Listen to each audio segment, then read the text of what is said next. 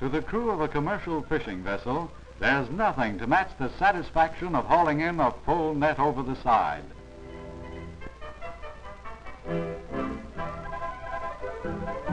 For what comes up in the net is the payoff, and this payoff looks big.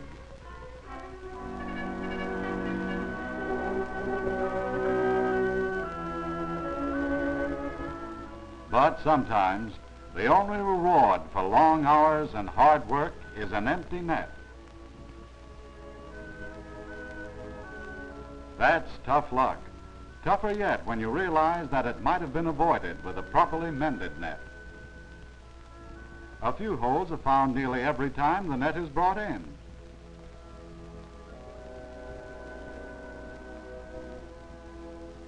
That's why the man who can mend nets properly rates high on every fishing vessel. Each tear may be a little different from the last one, but the basic mending procedures are the same. Supporting the net just above the tear. Using the proper tools. Trimming the hole. Filling the needle. And mending the hole. It makes no difference if the mending is done on the deck of the vessel or in a net loft. The job is the same.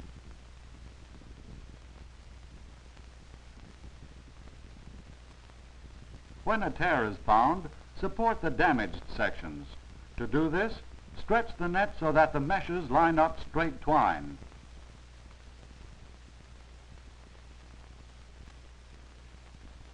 In straight twine, one pair of bars is lined up side by side, while the other two bars are separated by a loop. If the net is stretched the wrong way, it cannot be mended properly. This is known as cross twine.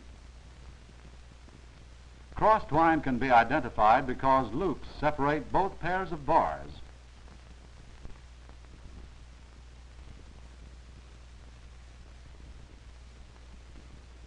With the net hanging straight twine, gather several meshes about 2 rows above the top line of the hole. You're now ready to support the damaged part of the net.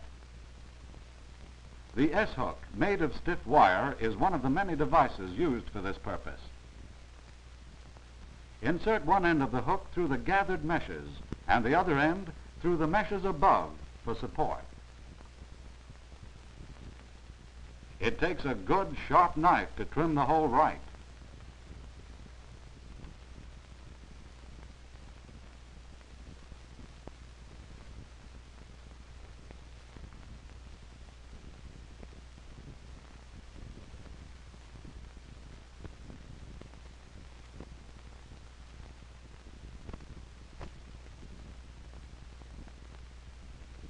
There is only one kind of knot in a machine-made net.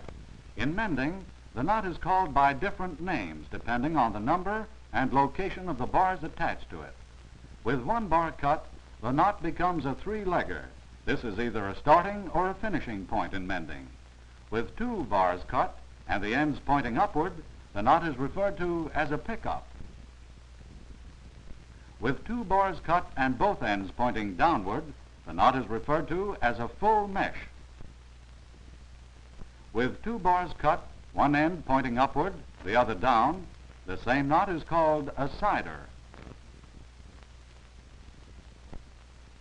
Begin trimming at the starter 3-legger. Cut off excess length on the torn bar. Trim the full mesh by cutting the stump. There are 2 ways to cut stumps on full meshes, depending on which bars are to be retained. If the bars to be retained are separated by a loop, to remove the stump, cut the loop.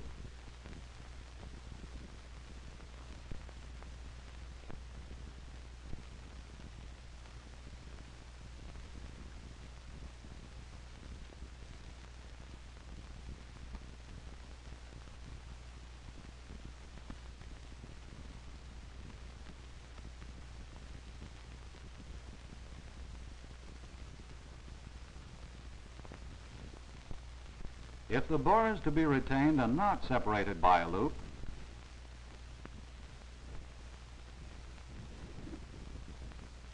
make the cut using one side of the stump as a bumper to avoid injuring the mesh loop.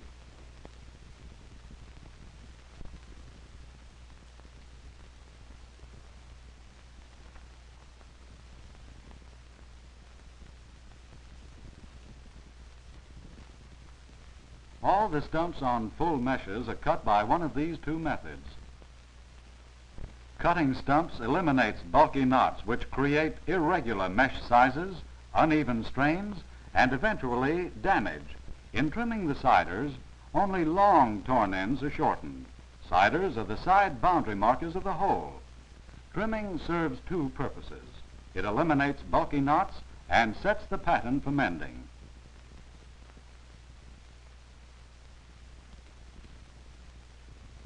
The pattern for mending now begins to take form.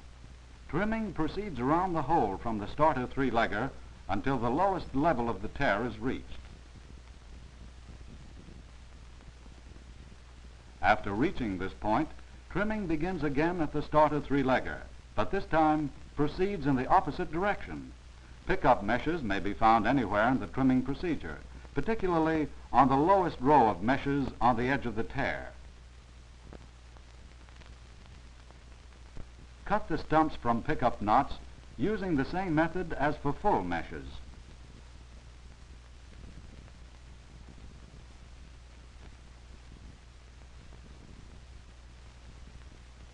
In this case, however, the lower bars of the knot are retained.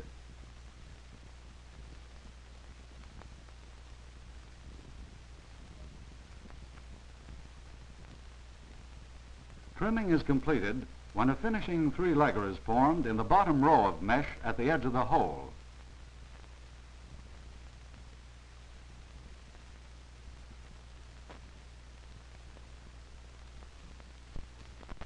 With trimming completed, select the proper needle. A well-equipped, neatly arranged twine box helps speed the job.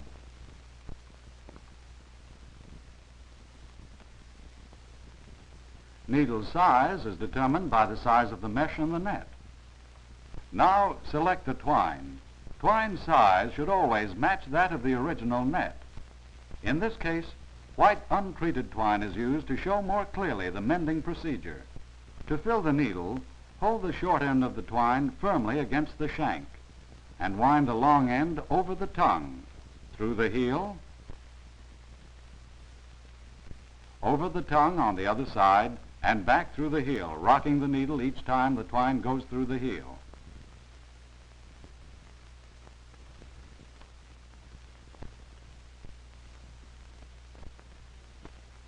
With a little experience, the needle can be filled in a very short time.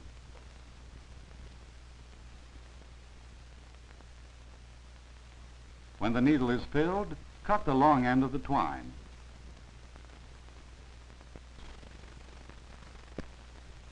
Begin mending at the starter three-legger. Shuttle the needle under one bar of the starter three-legger, allowing the twine to slip by until about 1 inch of the end extends from the knot. Twist the end against 2 bars of the three-legger. Form a loop with the other end. Then shuttle the needle upward through the loop and pull downward to tighten.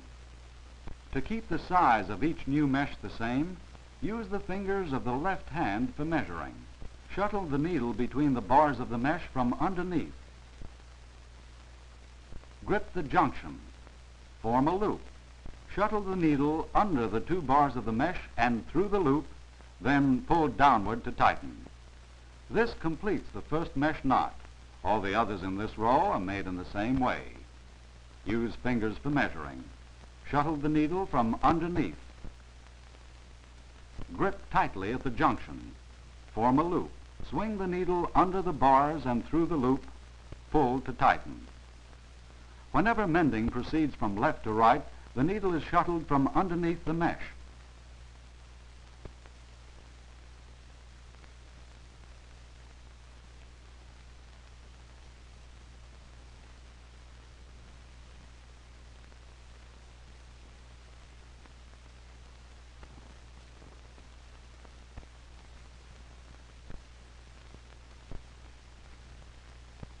Completion of the first row of meshes is indicated when the cider on the right is reached.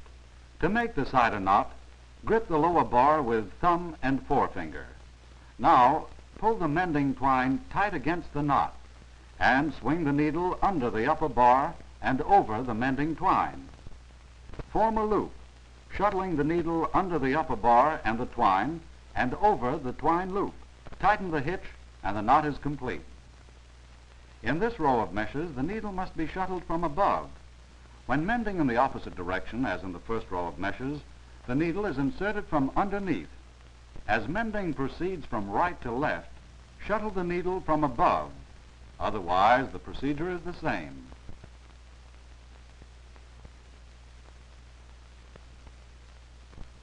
Shuttle the needle from above, check mesh size, form a loop, shuttle the needle under both bars of the mesh and through the loop, tighten the knot.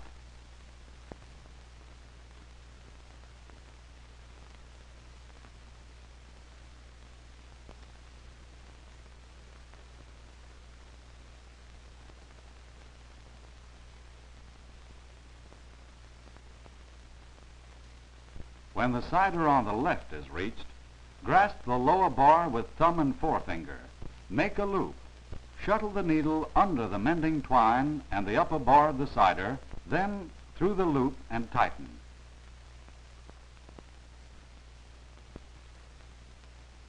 In reversing direction this time, a new factor is encountered, the pickup mesh.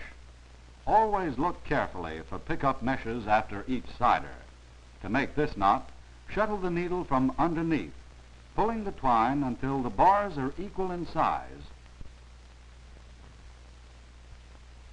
Form a loop. Pass the needle under both bars of the pickup mesh and through the loop. Tighten the knot by pulling upward. As there are no other pickup knots in this row, proceed with the meshes until the cider on the right is reached.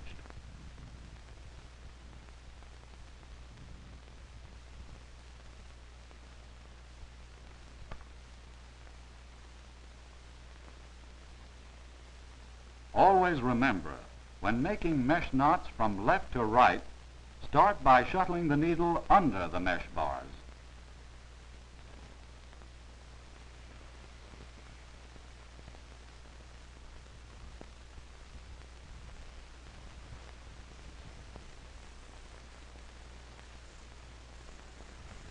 Cider knots are very important. They signify the end of a row and indicate a change in the direction of mending. Direction of mending determines whether the needle is inserted into the mesh loop from above or below. Weaving from right to left, the needle is always inserted into the loop from above. If this is not done, the twine will not line up properly and the meshes will be twisted.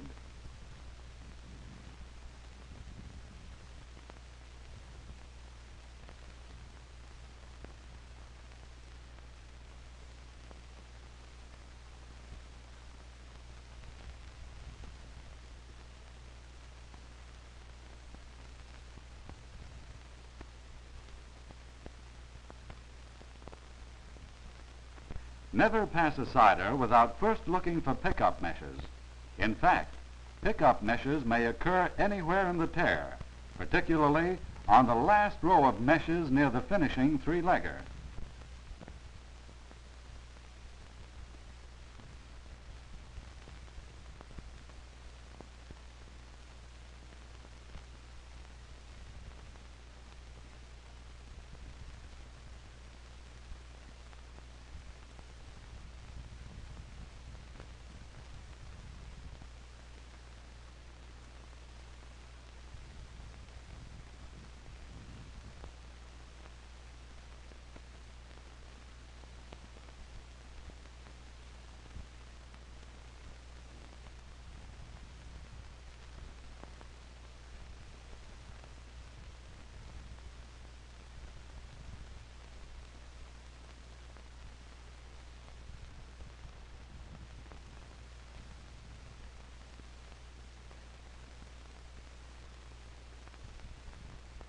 To make the finishing knot on the three-legger, Shuttle the needle under 2 bars of the 3-legger,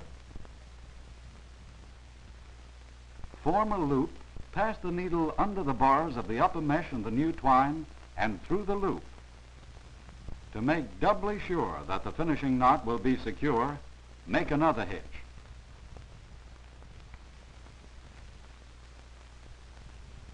The mended section is now as strong and serviceable as any other part of the net. Although nets are now made almost entirely by machine, repairing them is still reserved to the human mind and the skilled human hand.